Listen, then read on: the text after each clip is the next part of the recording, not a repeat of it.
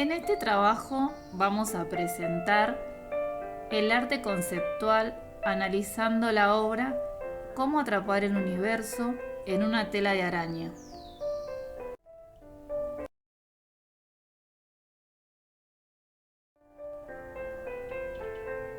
Desarrollaremos lo sublime según Kant, la metáfora por Elena Oliveras y la reflexión estética Anne Coquelin.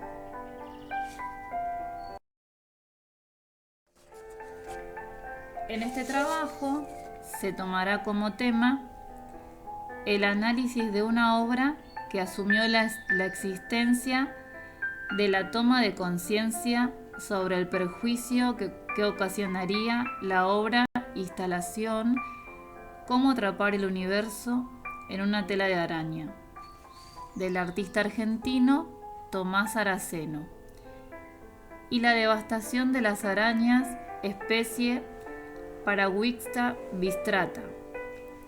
¿Es justificable que 7.000 arañas mueran para que un artista realice su obra? Utilizando como conceptos centrales el arte, la ciencia y la investigación.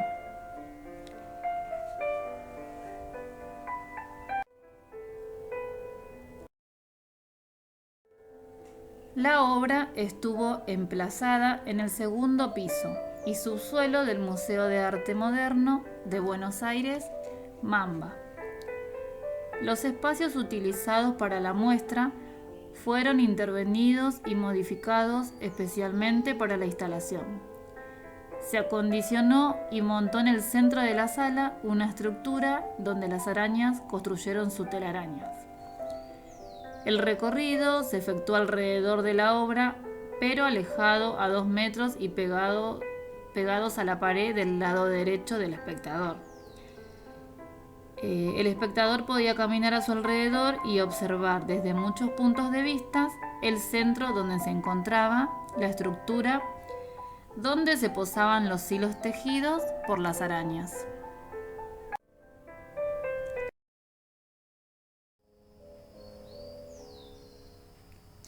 En el subsuelo se observaba una antesala donde una pantalla proyectaba un video explicativo de cómo se realizó la obra.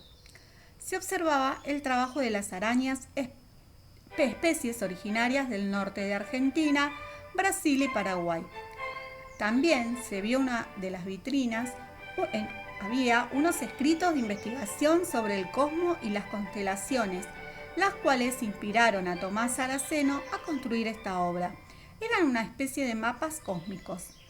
En el mismo piso, en la sala continua, se encontraba el concierto de las arañas, donde consiguió atrapar el sonido de las arañas cuando tejían, amplificado y proyectando esos sonidos en la sala.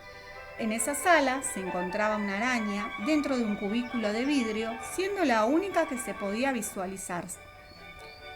Se podría decir que esta obra fue perceptiva y sensorial, ya que cuando las arañas tejían, efectuaban sonidos, los cuales el artista y su estudio acercaron ese concierto al espectador. También, cuando se habla de códigos de percepción, que estos son atravesados por el conocimiento previo del sujeto, ya que no es una tabula rasa, ya que el espectador entró en la sala con la información que si hay tela de araña, tiene que haber arañas, aunque no estén allí.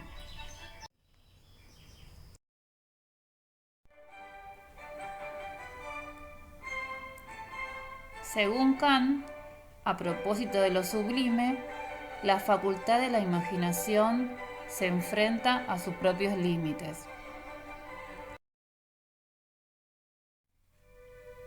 Cuando debe representar tanto lo sublime matemático como lo sublime dinámico, relativo a la grandiosidad y el poderío de la naturaleza.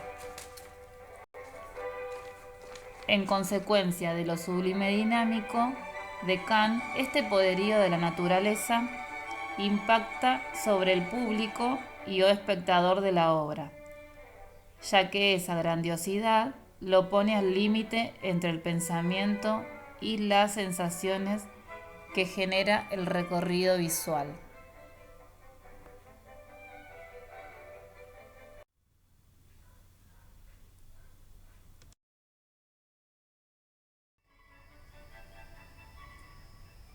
Cuando hablamos de metáfora, la metáfora no ilustra, no representa, no traduce un contenido preexistente, por el contrario lo crea. La metáfora es una figura por el cual se transporta, por así decirlo, la significación propia de un nombre o otra significación que no le conviene más que en virtud de una comparación que está en el espíritu. Una palabra tomada, un sentido metafórico, pierde una significación propia y toma otra nueva que no se presenta al espíritu.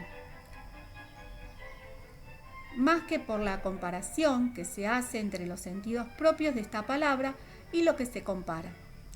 Tomando lo dicho por Platón, en donde comparó la idea del bien con el sol, pues la función desempeñada por el primero en el mundo intangible es análoga, por su importancia, a la del segundo en el mundo sensible.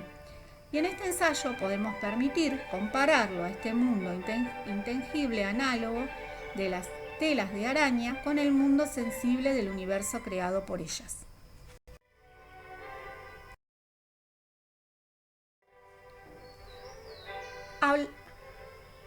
Hablar por boca de otros cuerpos y de otras almas. Desde el punto de vista retórico, la metáfora corresponde al arte del buen decir. Toma más llamativo el lenguaje y permite que espontáneamente nazcan imágenes en la mente del receptor capaces de captar las nuevas situaciones.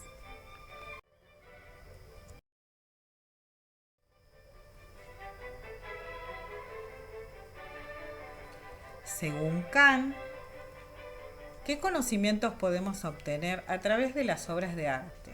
Más cerca de una epistemología contemporánea en el vínculo del arte y el conocimiento. Importante es el proceso que nos ofrece y que nos da a pensar la obra. Para Kant, habla de 4 funciones lógicas para establecer un juicio. La calidad, que se refiere al grado o agrado o satisfacción que nos produce una obra de arte. La cantidad refiere a la posibilidad de establecer una universalidad al ámbito de lo subjetivo. La finalidad, es decir, el determinismo y subjetivismo. La modalidad, que es la necesidad o la posibilidad. Estas serían las funciones lógicas según Kant.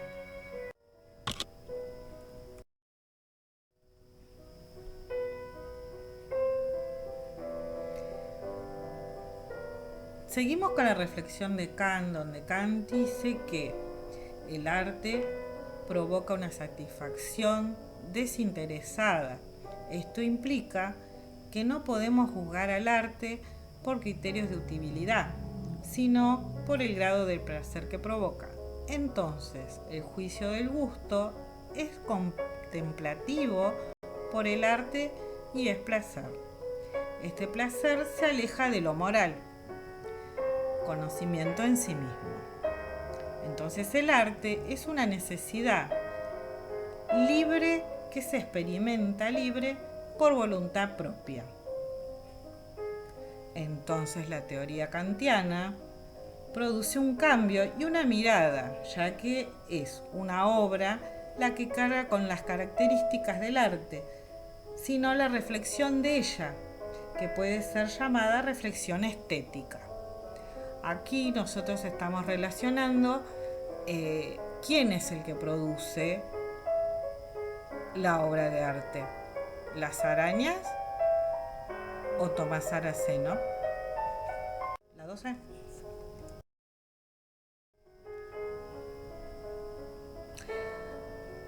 Saraceno hablaba de su obra como un hecho de integración, aceptación y convivencia, tomando a 7.000 arañas del norte argentino y otras tantas de otras especies, sacándolas de su hábitat natural, de donde cada especie de araña proviene.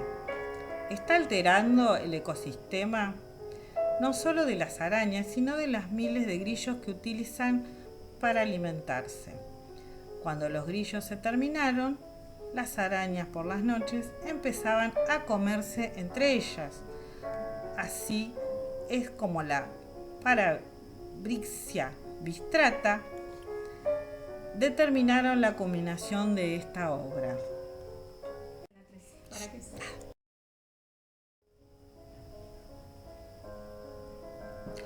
El concepto de la obra para el autor fue cómo construir algo juntos, integrarse, aceptarlas y convivir con las arañas, ya que viven dentro de nuestras casas. Esta posibilidad, refutación de hipótesis, fue comprobada tras la investigación por vía internet en una entrevista que realizó para el diario El País Digital, sección Cultura.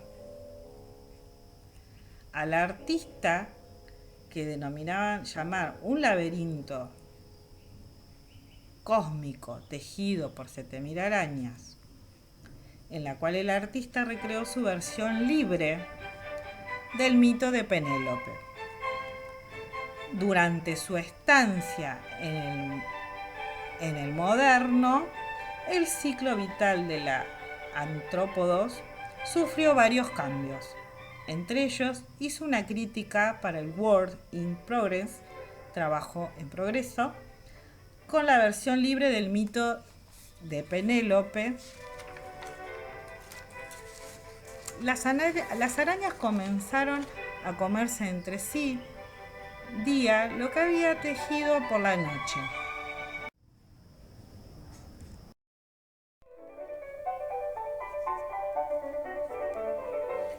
A modo de conclusión, como primera instancia, hay que recordar que la naturalización de los componentes de obra, artista, público es el producto de un momento de la historia del arte. Concretamente, nos referimos a un proceso que se inicia en el Renacimiento y que se consolida con el nacimiento de la estética. Incluso los roles que desempeñan aquellos componentes para el desarrollo del hecho artístico son complejos a raíz de muchas experiencias contemporáneas. Su consideración nos ayuda a pensar los significados que se han tejido y articulaciones que se establecen entre sí en el contexto de determinadas instituciones.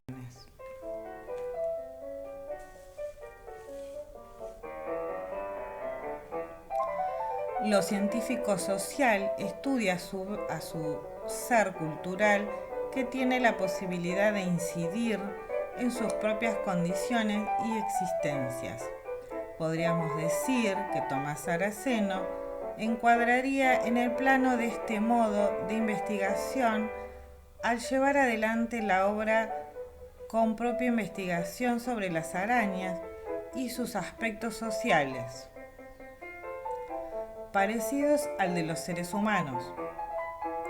Podríamos decir que este modo de investigación científica sería perspectiva desde el punto de vista de un ser humano, Saraceno, resultándose irracional y también atemporal. Cambia en consecuencia de los parámetros de conducta de otras culturas o épocas. También usó como método el relativismo, que es una expresión que indica autocontradicción. El arte participativo reacciona ante el moderno estado de las cosas del arte, algo que puede describirse fácilmente del siguiente modo. El artista produce y exhibe arte, el público mira y evalúa lo que se exhibe. Este arreglo parecería beneficiar fundamentalmente al artista, que se muestra como un individuo activo, en oposición a la audiencia pasiva y anónima.